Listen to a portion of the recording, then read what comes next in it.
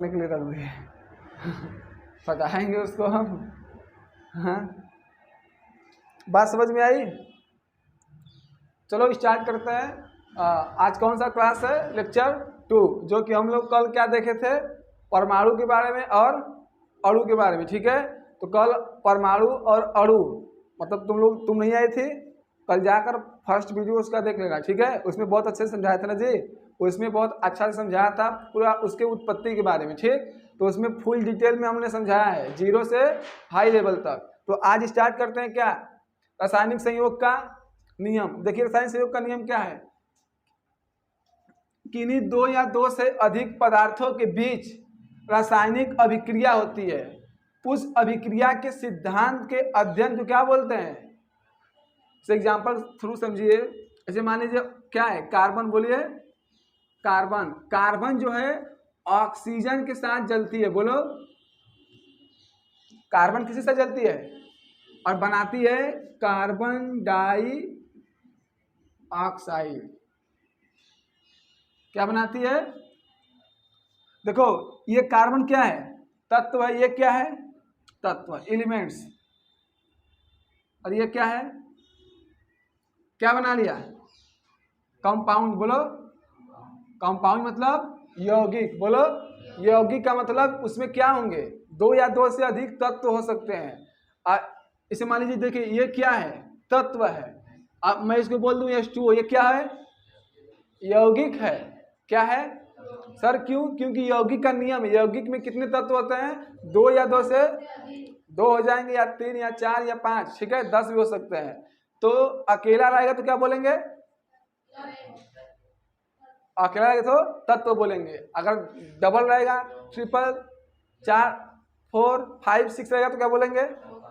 यौगिक। ठीक है, तो कार्बन और ऑक्सीजन, देखो कार्बन जो है ना ऑक्सीजन के साथ ही जलती है, बिना ऑक्सीजन के अलावा कार्बन नहीं जलेगी। बात समझ में आया? ऐसे मान लीजिए कोयला जलाते हैं ना, कोयला जला रहे हैं, ठीक है, अब कोयला जला रहे हैं तो पंखा का हवा देते हैं कि नहीं सब लोग? ठीक है, देते हैं कि नहीं? पंखा का हवा देते हैं। उसके बाद आप हिल गया क्या जी? सही है ना? बैग इधर कर लो। तो कार्बन जलाते हैं कि नहीं? कार्बन, जैसे मान लीजिए कार्बन का रूप क्या है? कोयला।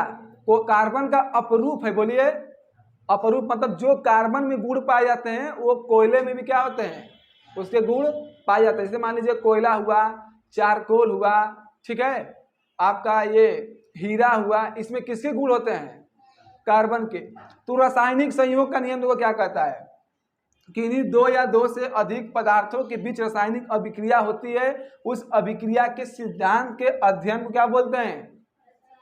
अब कॉन्सेप्ट समझ लो। मान लो जब हम ये रिएक्शन हुआ, अब ये क्या है? एक रिएक्शन अभिक्रिया हो गई। बोलो अब ये रिएक्शन कैसे हुआ, क्यों हुआ?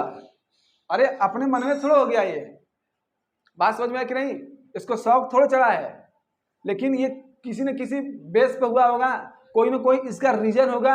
अब वही रीजन के अध्ययन होगा, उसका स्टडी करेंगे, उसी सिद्धांत के अध्ययन को क्या बोलेंगे? मान लीजिए एक एग्जाम्पल देते हैं आपको। देखो मैग्नीशियम जो है, क्या मैग्नीशियम ऑक्सीजन के साथ हम बोले थे किसमें होती है? O नहीं लिखेंगे, क्या लिखेंगे? O2 लिखेंगे। समझ में आया कि नहीं? मैग्नीशियम O2 से जब क्रिया होती है तो बनता है 2Mg। यहाँ पे रिएक्शन बैलेंस करने के लिए यहाँ पे लिख देंगे, ठीक है। देखो Mg कितना है और O भी कितना है? 2। अब मतलब बैलेंसिंग यहाँ मुद्दा नहीं है।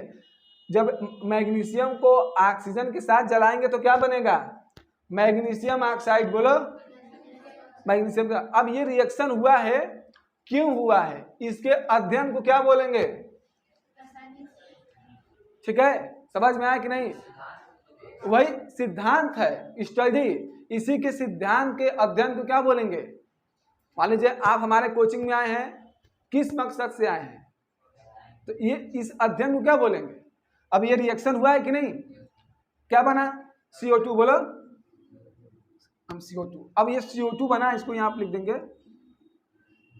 अब यहाँ CO2 बना है, तो ये CO2 क्यों बना है, क्यों ये रिएक्शन कर लिया है आपस में, तो इसी के अध्ययन को क्या बोलेंगे? इसको देखकर आगे बढ़ जाए, इसको लिख लिया, लिख लीजिए, एग्जाम्पल लिख लीजिए।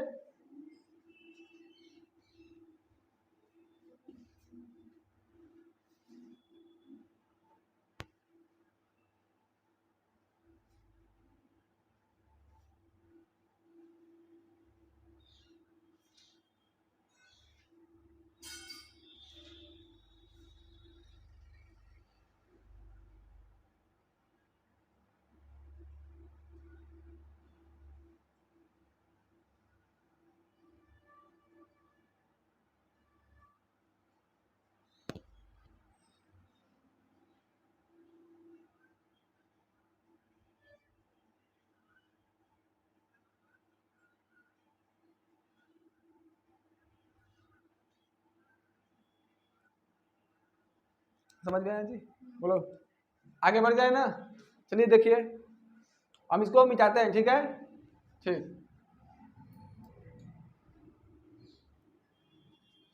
अब यहाँ आपको मिटाएंगे और आपको बताएंगे कि देखो रासायनिक संयोग का नियम दो प्रकार का इनका है। कौन कौन है? फर्स्ट, द्रव्यमान संरक्षण का नियम, बोलिए, संरक्षण का नियम। और सेकेंड आपका है स्थिर अनुपात का नियम।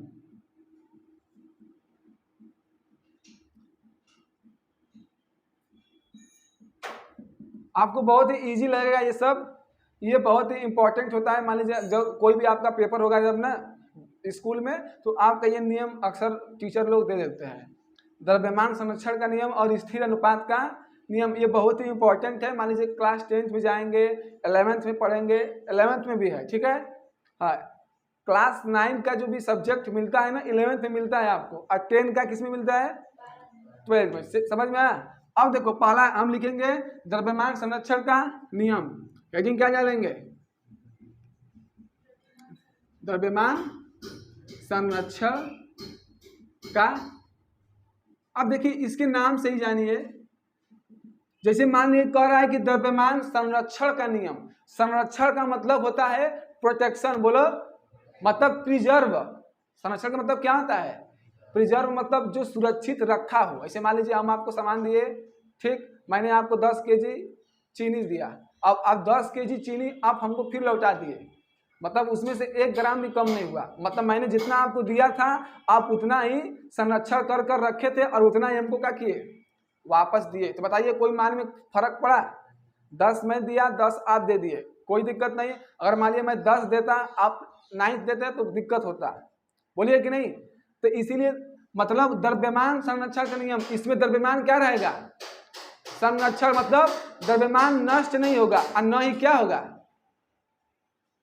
उत्पन्न। ऐसे मान लीजिए मैंने आपको कितने केजी चीनी दिया? 10 kg मैंने आपको चीनी दिया, आप मुझे कितना देंगे? 10 kg दे दिए। तो बताइए आपने मेरे द्रव्यमान का हानि हुआ?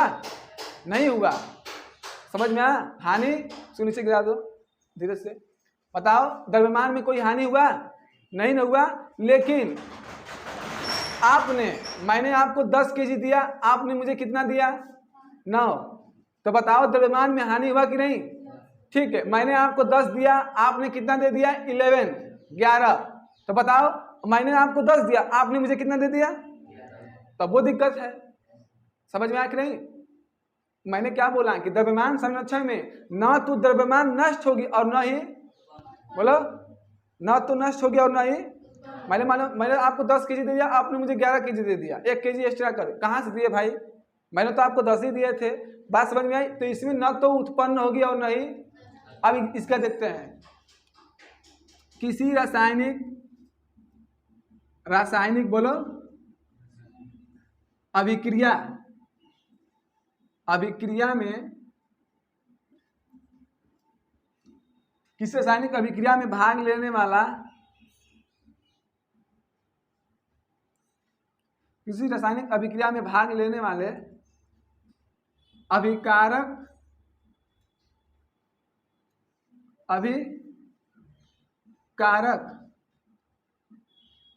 को अभिकारकों का द्रव्यमान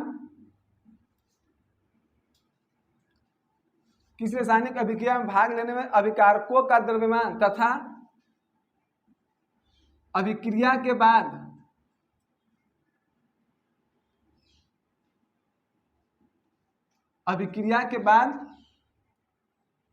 उत्पादों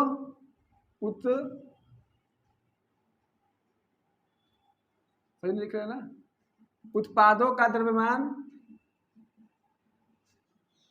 बराबर होता है। क्या होता है?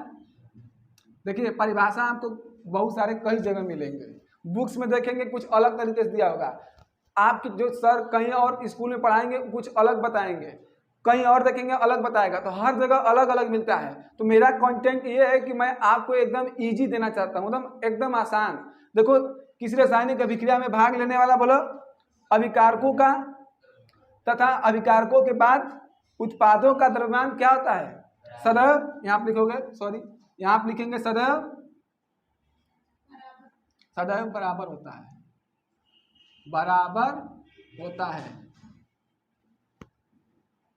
इसमें यहाँ पे इसमें न तो द्रव्यमान उत्पन्न होता है और न ही नष्ट होता है। सर कैसे? थोड़ा हमको एग्जाम्पल दे के समझे। जैसे मान लीजिए आपको मैं एग्जाम्पल, बहुत सारा एग्जाम्पल दूंगा, ठीक है, आप समझते रहिएगा। एग्जाम्पल आपके पास ये है कि मान लीजिए मैं C+O2 देता हूं। सुन लो एक चीज यहाँ पे सुन लो, मान लो C+O2 क्या बनेगा? इसको क्या बोलेंगे? अभिकारक बोलो। इसको क्या बोलेंगे? उत्पाद। जैसे मान लीजिए आपके घर कोई मेहमान आता है, गेस्ट आता है, तो क्या करते हैं? खीर बनाते हैं। तो खीर में क्या बनाएंगे? चीनी, दूध, ठीक है, काजू, किशमिश, ठीक है, तरह तरह का मतलब जो भी चावल डालेंगे। तो आप देखिए वो सब जो डाल रहे वो क्या है? अभिकारक है। और जो लास्ट में खीर बनेगा वो कौन सी है? उत्पाद है।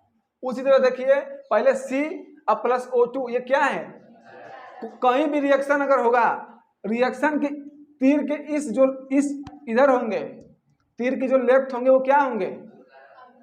इधर जो बनेगा उत्पाद। समझ में आया कि नहीं? अब देखो C+O2 को मिलाए तो क्या बना? CO2। ये क्या है? ये समझ गए ना? मैंने देखो मैं इसको लिया 12 ग्राम, कार्बन कितना लिया? इसको लिया 6 ग्राम। अब बताओ इधर जो CO2 बनेगा ये कितना ग्राम होगा? 18 ग्राम। बोलिए 18 ग्राम। वीडियो में आ रहा ना जी? बोलिए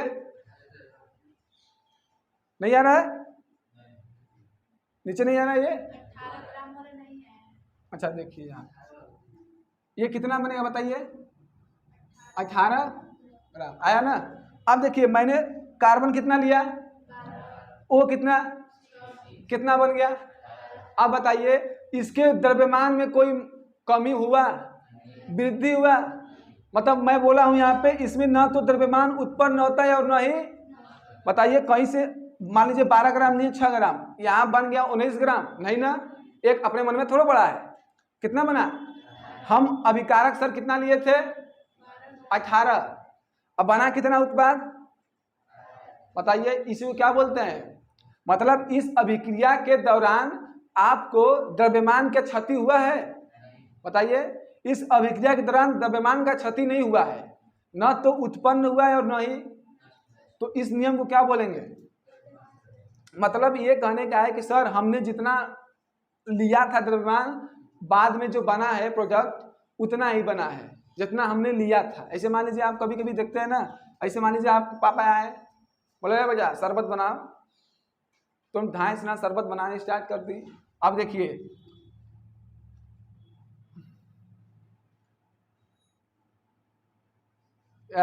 ये लोटा है, चलिए कोई दिक्कत नहीं। अब इसमें क्या लिए हो? पानी, ठीक है। अब इसमें 2 गिलास पानी डाले थे, कितना डाले थे? 2 गिलास, 2 गिलास पानी डाले थे, ठीक। अब इसको शरबत घोरोगे, चीनी डालोगे, नींबू डालोगे, तो जो शरबत लास्ट में बनता है तो 2 ही गिलास बनता है ना। अब वो मत कहिएगा सर थोड़ा सा हम इसे मिला रहे थे तो थोड़ा सा गिर गया था तो तनी से कम हो गया है, वो अलग बात है। बात समझ में आया कि नहीं? ऐसे मान लीजिए आपकी कोई बहुत सारा एग्जाम्पल है। मान लीजिए 2 ठो गठरी है, क्या है? हाँ, 2 ठो गठरी है। एक गठरी में आप 5 केजी चावल रखते हैं, ठीक, और एक ठो गठरी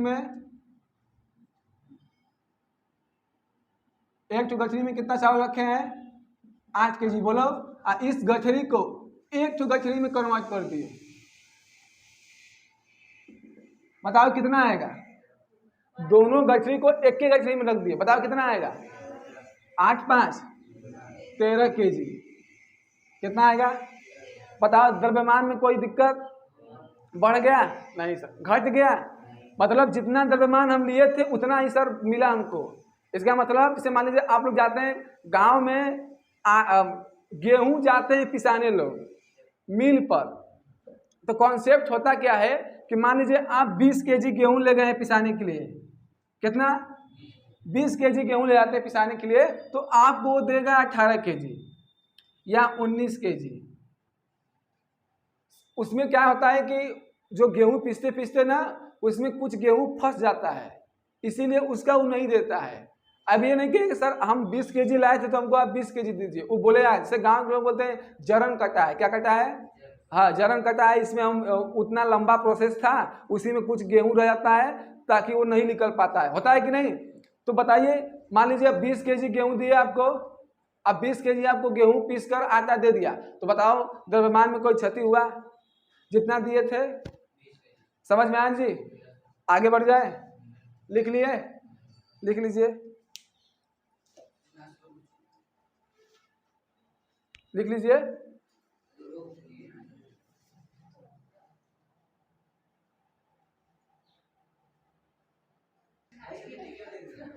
हम्म, 15 अगस्त को है ना? 15 अगस्त आ रहा है ना, तो संगीत होगा, संगीत, नाच गाना, प्रोग्राम होगा, सब हो गया ना जी। इसको आगे बढ़ जाते हैं, ठीक है? स्नेहा तो डांस की थी कबूतर डांस पे। अब ये गाना तुम गा सकते हो कि नहीं? एक बार गा दो तो यार हम समझ जाए। ये वाला गाना नहीं गा पाएगा, कबूतर वाला बहुत कठिन है। अच्छा, कोई हम किसी को गाना देंगे, वो गाना गा लेगा। एक जो गाना है अंटा वहाँ वहाँ हाँ, एक तो उसका है ना, साउथ का है ना, पुष्पा, झुकेगा नहीं साला, उसमें है ना अंटा वहाँ वहाँ।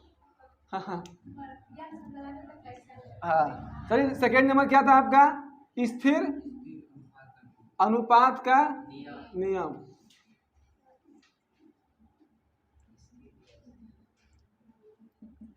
चलिए इसको भी देख लेते हैं, ठीक है?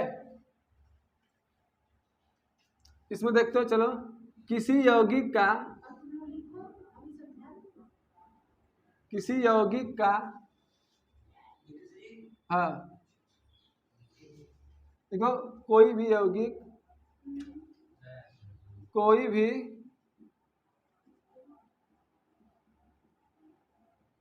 यौगिक का निर्माण दो या दो से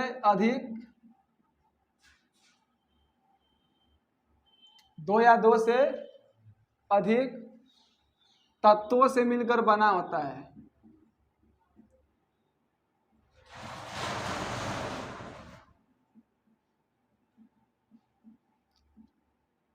तथा उस यौगिक में तत्वों की संख्या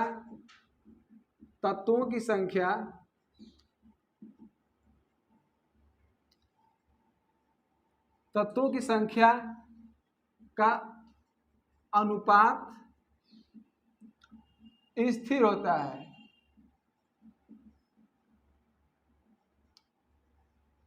इस नियम को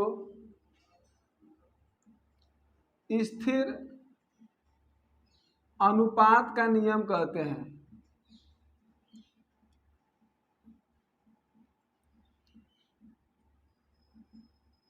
इस नियम को स्थिर अनुपात का नियम कहते हैं।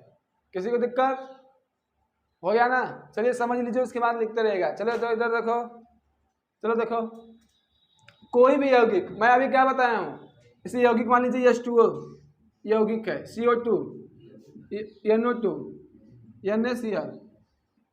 अब देखो इनमें किससे किससे मिलकर बना है? ये किससे मिलकर बना है? ये किससे मिलकर बना है? ये किससे मिलकर बना है? चाचा और चाचे से। मैं बस तत्व लिखा हूं। तो कहने का हमारा ये सेंस है कि इसमें देखो दो तत्वों से मिलकर बना है। ये भी कितने, मतलब किसी यौगिक का निर्माण कब होता है? दो या दो से अधिक तत्वों से मिलकर किसी यौगिक क्या होता है? निर्माण होता है। अब मान लीजिए सर 3 का बताइए, जो 3 का हो, से मान लीजिए यहाँ पे है CH3 COOH। देखो इसमें C भी है, H भी है, अर्थात 3 गो है कि नहीं तत्व? तो ये भी क्या एक प्रकार का है? यौगिक। बोलो यौगिक है। एक और एग्जांपल देख लीजिए, H2SO4, इसमें H है, S है और O है। बताओ ये यौगिक है कि नहीं? अरे हाँ कि ना? तो किसी भी यौगिक का निर्माण कब होता है? दो या दो से अधिक तत्वों से मिलकर बना होता है। उस यौगिक में तत्वों की संख्या का अनुपात सदैव स्थिर होता है। इस नियम को क्या कहते हैं? अब यहीं पे कॉन्सेप्ट समझ में आएगा। देखो कैसे, सुनो, इसमें यश कितना है? 2। इसमें 1। इसमें C कितना है? O कितना है? इसमें 1, इसमें 1, इसमें 1। अब बताओ, हम अब इन्हें जल में यश कितना होता है और O कितना होता है? सब में आई कि नहीं? तो जो इन तत्वों का जो अनुपात है वो निश्चित है कि नहीं, कि C 1 है, यहाँ पर O कितना है, और इस यौगिक में देखो भी C 1 है, O कितना है। मतलब कहने का मतलब यह है कि किसी भी यौगिक में उन जो तत्व से मिलकर बना है उनका अनुपात क्या होगा? सदैव स्थिर होगा। मान लीजिए जिस अनुपात में मिलकर बने होंगे उनका अनुपात वही होगा टूटने के बाद भी। ऐसे एग्जाम्पल में आपको समझाते हैं, ये समझ में आएगा? इसको मिटाते हैं। देखो बढ़िया बढ़िया एग्जाम्पल। ऐसे मान लीजिए पानी का एग्जाम्पल देते हैं। ये क्या है?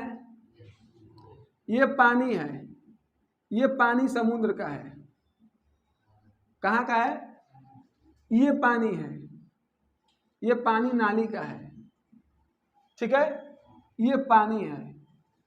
ये पानी आपके नल का है। ठीक है, और एक पानी और ले लीजिए, नहीं इतने में समझ जाएंगे। कहाँ का पानी है? कहाँ का? गटर का। H2O नल का। ठीक है, या कल मान लीजिए, जो चापाकल है उसका पानी है। ठीक है, जो पीते हैं उसका पानी है। अब हमको ये बताइएगा, इसमें बताओ H कितना है? इसमें O कितना है? इसमें कितना H है? इसमें कितना है? इसमें कितना H है? इसमें। कहने का मतलब इनका इन नियम का है कि आप कहीं का भी पानी ले लीजिए, चाहे उस बोतल का पानी हो, चाहे इस बोतल का पानी हो, चाहे इस बोतल का पानी ले लीजिए, चाहे कल का पानी ले लीजिए, चाहे नाला का पानी ले लीजिए, चाहे आप जिस पानी से नहाते हैं उस पानी को ले लीजिए, या तो चाहे आप जिस पानी से कपड़े धोते हैं उस पानी को ले लीजिए, जिस पानी से आप बर्तन धोते हैं उस पानी को ले लीजिए, उनका अनुपात सदैव क्या होगा? उनका सूत्र हमेशा यही मिलेगा आपको, H2, उसमें H2 होगा, O कितना होगा? तो इनका अनुपात क्या हुआ? 2 संबंध 1। इनका अनुपात क्या हुआ? इनका अनुपात क्या हुआ? 1। अब चाहे इंडिया का पानी हो और चाहे अमेरिका का पानी हो, उसका अनुपात क्या होगा?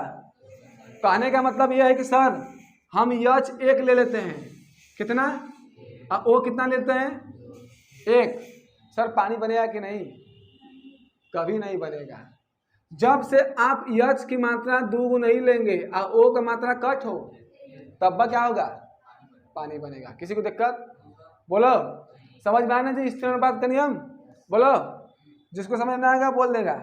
तुमको आया जी? आ रहा है ना? अब इसे एक और एग्जाम्पल समझिए, इसको मैं मिटा दूं? नहीं, यहाँ पे देखो लिख दे रहा हूँ, तुम लोग लिखोगे ना, एग्जाम्पल लिखोगे ना। अब एग्जाम्पल यहाँ पे देखो, एग्जाम्पल नंबर 2, NaCl। ये NaCl आपका क्या है? नमक। अब ये नमक देखिए क्या है, इनका अनुपात कितना है? 1:। आप नमक आप कोई भी कंपनी का ले लीजिए, चाहे टाटा का नमक ले लीजिए, चाहे कोई अलग कंपनी का, उनका अनुपात क्या होगा? ऐसे मान लीजिए नमक है, नमक तुम्हारे घर का हो, चाहे इनके घर का हो, चाहे आपके घर का हो, चाहे मेरे घर का हो, उनका अनुपात क्या होगा? मतलब सर उनका सूत्र हमेशा क्या मिलेगा आपको? इनका अनुपात क्या होगा? सर मैं Na2 ले लूं और Cl को 1, 2:1 में, तो बताइए नमक बनेगा? कब नमक बनेगा? जब सोडियम की मात्रा कितनी हो और Cl की मात्रा, तब क्या होगा आपका? नमक बनेगा। अब एक थोड़ी एग्जाम्पल समझिए, O2 ऑक्सीजन है सर, O2 गलत है, यहाँ पे देखो, CaO इसको बोलते हैं चूना। बोलो, बताओ कैल्शियम कितना है? और O बताओ, आप कहीं का भी चूना ले लीजिए, किसी भी दुकान का चूना लेंगे तो उसका अनुपात क्या होगा?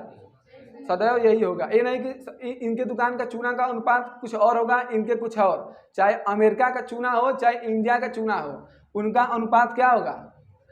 मतलब कैल्शियम की मात्रा 1 होगी और वो की मात्रा क्या होगी? तभी क्या होगा? समझ में आया कि नहीं? पानी वाला समझे ना? कहीं का पानी पीजिए, उस बोतल का पानी पीजिए, चाहे कोई बिस्लेरी का पानी पीजिए, चाहे कल का पानी पीजिए, चाहे किसी घर का पानी पीजिए, सबका पानी का अनुपात क्या होता है? H2O, 2:। किसी को दिक्कत? इसको लिख लीजिए और लिख लीजिए, और इसी के साथ यहीं तक, ठीक, यहीं तक क्लास को आज ऑफ करते हैं। और आप पूरे हमें मतलब मैं आशा करता हूँ कि आपको पूरा अच्छी तरह से समझ में आया होगा।